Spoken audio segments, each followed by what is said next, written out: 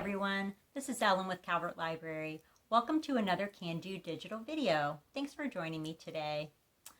I get tons of spam in my email. How about you? It's very frustrating. It's always coming in from places I've shopped, sometimes from places I don't ever remember giving my email address to.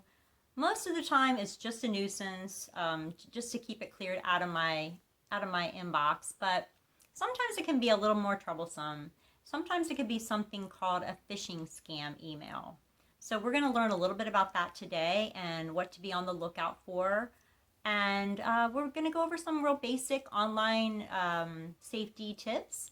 There's a lot of information about online privacy and keeping your data secure. We're just going to scratch the surface today and talk a little bit about some basic tips. Let's take a little bit closer look. So I created this document to go over some basic online safety tips, and we'll click through and look at a few websites and other things as we go along. So first, we're going to talk a little bit about passwords. You've probably heard that for passwords, longer is better. You don't want to use personal information such as dates that are important to your family, wedding dates, birth dates, and you also don't want to use the names of family members as part of your password. You do want to include uppercase, lowercase, numbers, special characters. You really want to mix it up, and you don't want to reuse passwords. So another way to kind of make a password memorable, other than using family members' names or dates, is something called a password phrase, and this works well for me. Password phrases are a good way to create a password that is both secure and memorable. So the following phrase, Ellen really loves going to the beach every 3 months, could become Ellen really loves going to the beach every 3 months. So see how here we've used like varying lowercase and uppercase letters. We've used a number, we've used some symbols. This little caret and the number 3 together equals a heart on its side. So that stands for the word loves. So it's kind of a clever way to create a password that would be really hard to guess, but if we know this phrase, Ellen really loves going to the beach every 3 months, we'll eventually be able to remember this, and it's really not too hard once you do it a few times. In case you have trouble keeping track of your passwords, you can use an online password keeper such as LastPass.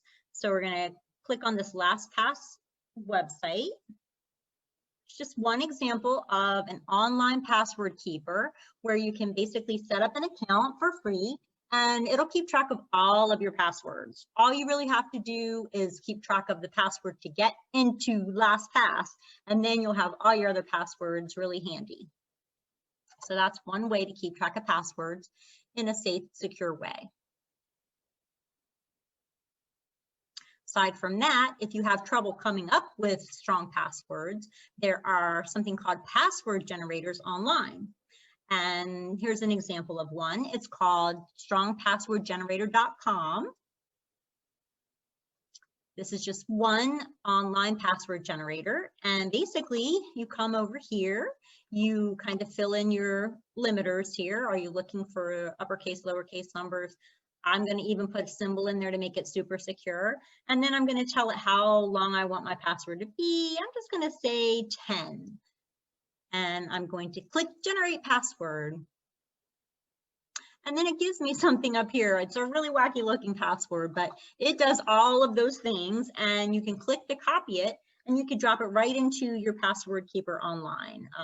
So this is a good way. If you struggle with coming up with your own passwords, you could use a password generator and just keep track of them within a password keeper. Okay, enough about passwords. We're going to move on to social media a little bit. So there's so much we could go into about privacy settings on social media sites, but I'm just going to do some basic tips. Just remember, on social media, please don't share too much personal information. Never post your full name, your address, your phone number, social security number, or other account numbers.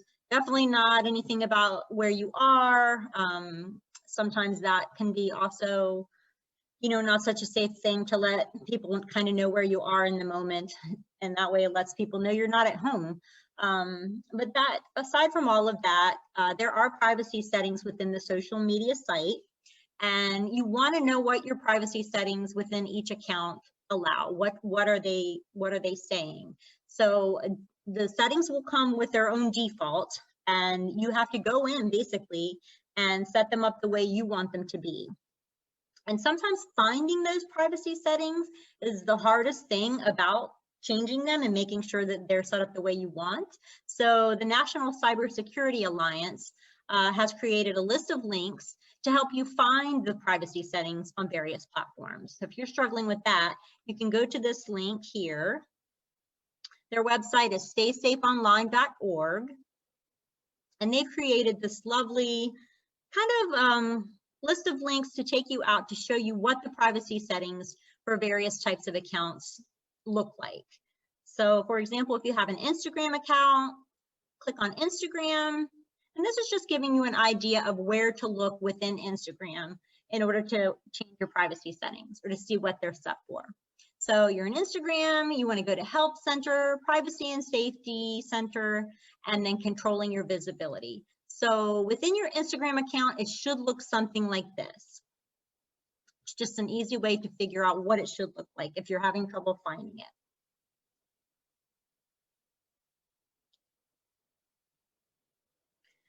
Okay, I'm going to talk a little bit about spam, phishing, and malware. So spam are junk emails. We all get them. They're horrible, but they can be also dangerous. Spam can contain links that are kind of put there just to get you to share your personal information, your passwords, your account numbers. This process is known as phishing, and you're the fish and they're the fishermen. They're trying to get you. Another thing about spam is it can also contain attachments that can install malware or spyware on your computer once you open or download them. So the lesson here is when you're in an email, never click a link in an email without first verifying that the email is from a known source. And never download email attachments without first verifying that that email is also from a known source. In both cases, before you click links in emails or download things from emails, it's safer to go to the website of the email sender directly in order to figure out, hey, are they really trying to contact me? Are they really telling me there's a problem? Or you could call them using a verified phone number to make sure you're dealing directly with the bank, the credit card company, or the other type of account, instead of trying to contact them through an email link or looking at something that they supposedly sent you as an attachment. However, when you're going to a website directly, you want to take a close look at the website address in order to verify that you're on the correct site. A fraudulent site may be close to the actual web address, but not quite the same. So be really careful about that. So if you're searching for wellsfargo.com, look at this, wellfargo.com instead of wellsfargo.com. The S is missing from the first address. So this would not take you to the right site. This would take you to the right site if you're searching up here in your search bar, not clicking through a link on an email. You don't want to do that even if it looks legitimate like this. Don't click through links unless you know who sent you that email. Websites that have an extra layer of security will have an HTTPS in front of the website address and a lock icon at the front of the address. So let's take that Wells Fargo for an example. Okay, we're going to look at the address, wellsfargo.com. That's definitely where we wanted to go. Looking very legitimate here. Having this HTTPS and this lock icon, that tells me that there's an extra layer of security on the site. And you're going to need that on any site where you're sharing financial information, you're sharing account, credit card account numbers, banking information. You want that extra layer of security with the lock and the HTTPS. You don't need this on all websites, just things where you're going to be sending them, your information, your financial or your credit card information.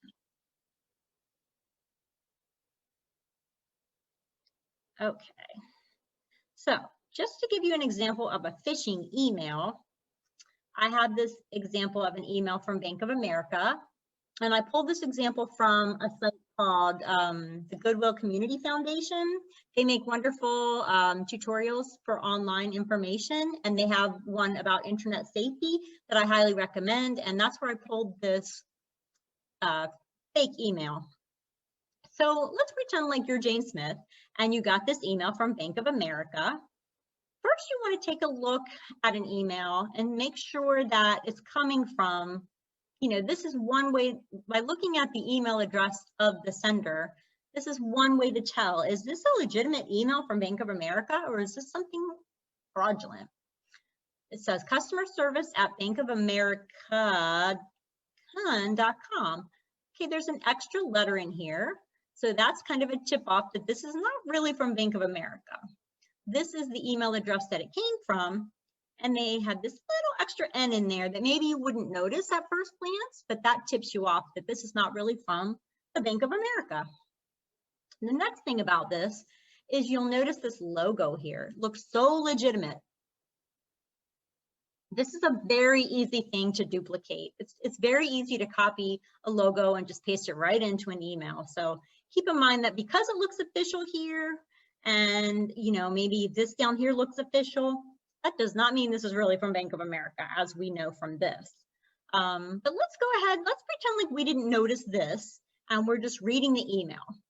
Dear customer, at Bank of America, your satisfaction is our #1 priority. We have recently added an advanced online security option for our customers with online accounts. It is urgent that you go to our website and add advanced online security to your account. Click on the following and update your information, www.bankofamerica.com. This link looks legitimate. This is actually the web address of Bank of America. However, just because the link has the legitimate address in it, it's a link that was placed within this email by someone. This link might not necessarily take you to Bank of America. So this is why you don't click links within shady looking emails. Okay, next, if you do not take these steps in order to protect you, we will put a hold on your account and you will be required to visit your local branch to verify your identity. So this is another tip off. They're trying to make it sound urgent. They're going to put a hold on your account. You're going to have to do something inconvenient like visit your local branch. So the idea is putting the pressure on to get you to click this link. They want you to click here. Maybe it's going to look really similar to Bank of America's website and you're going to be fooled and you're going to give them your information.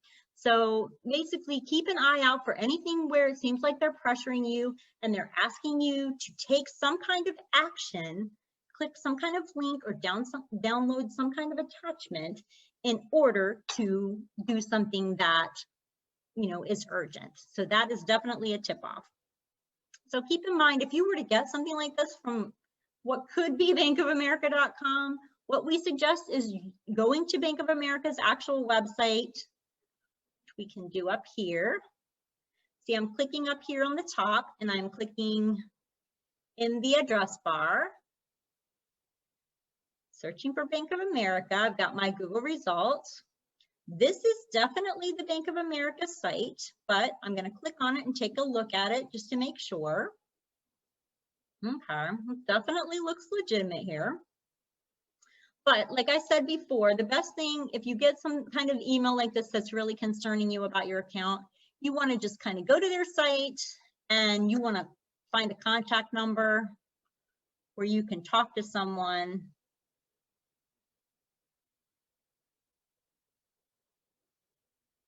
From Bank of America,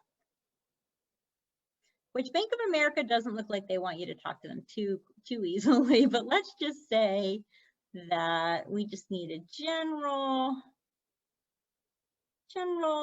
we have a general question about our checking and savings.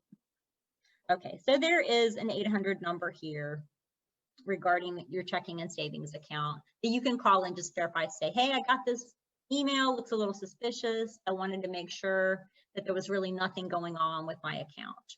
So that's the best way to verify those kinds of emails.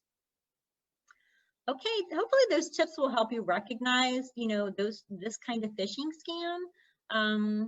But there's so much more we could, go over about online privacy and online data security. We may do that in another video, so stay tuned. But for more information about keeping your data secure and managing your online privacy, a couple of good websites are the National Cybersecurity Alliance, staysafeonline.org, which we looked at earlier, and they have all kinds of information here about managing your privacy, online safety basics, probably going over some of the stuff I already went over with you. And another good site for reference is the Federal Trade Commission's Consumer Information website. And they have this whole privacy, identity, and online security. And, they have a whole section on identity theft. It can be a little overwhelming, but just wanted to give you some basic tips to get you going and give you a couple of resources that you can follow up if you want to learn more. Thanks for going through that with me. So thanks for taking a look at that with me. I hope you gained some knowledge there that can help you stay a little bit safer online. Remember, the Calvert librarians are really here for you to be a bridge to these kind of resources. We want to help you find good information out there. We want to help you stay safe online. So please remember us as a good resource to get better acquainted with online safety and data security. Thanks again for joining me today, and keep an eye on Calvert Library's social media platforms for more can-do digital videos. Bye-bye.